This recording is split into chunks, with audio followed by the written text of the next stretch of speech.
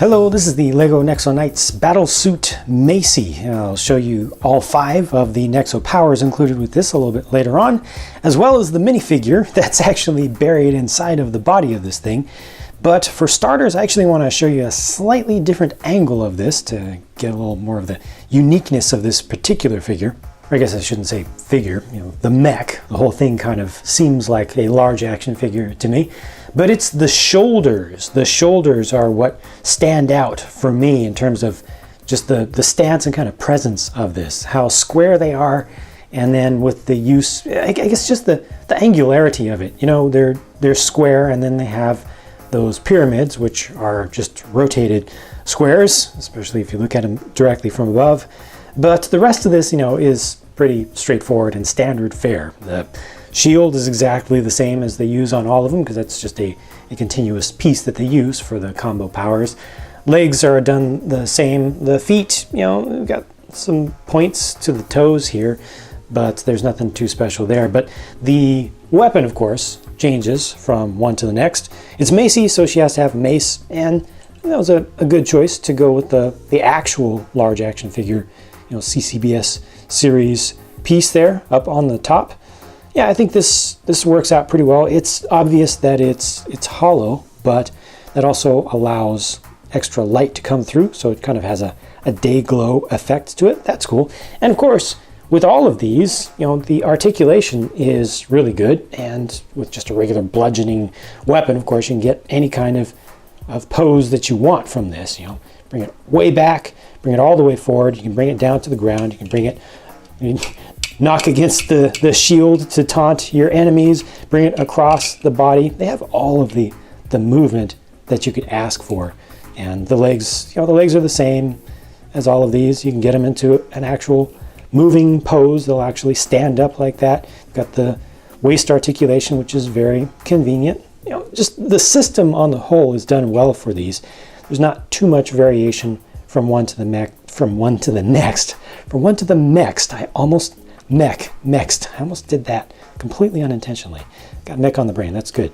But it works. But I think that this just doesn't stand out that much from the rest, except for the color and the large end of the mace itself. I do like this print here on the front, though. It's a printed 2x2 tile. It's a nice look, and I feel like that can be used outside of the context of Nexo Knights, because it's just a dragon. It doesn't have too much styling that's specific to Nexo Knights itself. Let's get under here and check out Macy herself. I don't know why I get extraordinarily strong classic castle and knights vibes from this, especially just the overall silhouette. I guess with the standard classic style and proportions of minifig body, but then with the large helmet, especially with the guard across the front, just has an older feeling to me. I really like these prints that they come up with for these battlesuit versions of the figures. They look like techno robes of some sort. It's interesting to me. Of course, all of this can be rotated back to reveal the standard face. That's probably a better look right there for her, because of where the ponytail comes out. Looks a little bit more believable for her. And there's some print to be seen around the back, which just follows that same style from the front. And an alternate face, of course. You can take the hair off.